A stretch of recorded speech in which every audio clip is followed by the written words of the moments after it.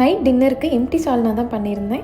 எப்படி பண்ணுறதுன்னு பார்க்கலாம். அதுக்கு கொஞ்சமாக ஆயில் விட்டு ஒரு அன்னாச்சிப்பூ, 3 ஏலக்காய், ஒரு பட்டை, ஒரு பெரிய சைஸ் வெங்காயம், 1 டேபிள் ஸ்பூன் இஞ்சி பூண்டு பேஸ்ட்டு, கொஞ்சமாக புதினா, 3 பச்சை மிளகாய், தேவையான அளவு உப்பு, ஒரு பெரிய சைஸ் தக்காளி, மிளகாத்தூள், சிக்கன் பொடி, மல்லித்தூள் எல்லாமே 1 டேபிள் ஸ்பூன் போட்டு நல்லா வதக்குனதுக்கப்புறமா கொஞ்சம் தண்ணி ஆட் பண்ணிக்கலாம்.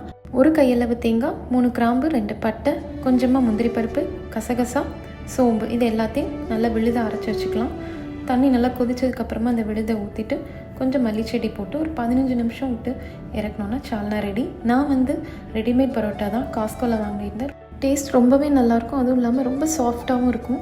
பரோட்டா பார்த்திங்கன்னா எப்போவுமே என் பையன் தான் அடிப்பான். இந்த சால்னா குக்கர்லேயும் வைக்கலாம், இல்லை நம்ம சாதாரணமாக பேன்லேயும் வைக்கலாம். நான் இன்ஸ்டன்ட் பாட்டில் வச்சுருந்ததுனால ஒரு 15 மினிட்ஸ் வச்சு தான் இறக்குனேன். இதே மெத்தட் தான் சிக்கன் சால்னா இல்லை மட்டன் சால்னாவாக இருக்கட்டும், பீஸ் மட்டும் ஆட் பண்ணிக்கலாம்.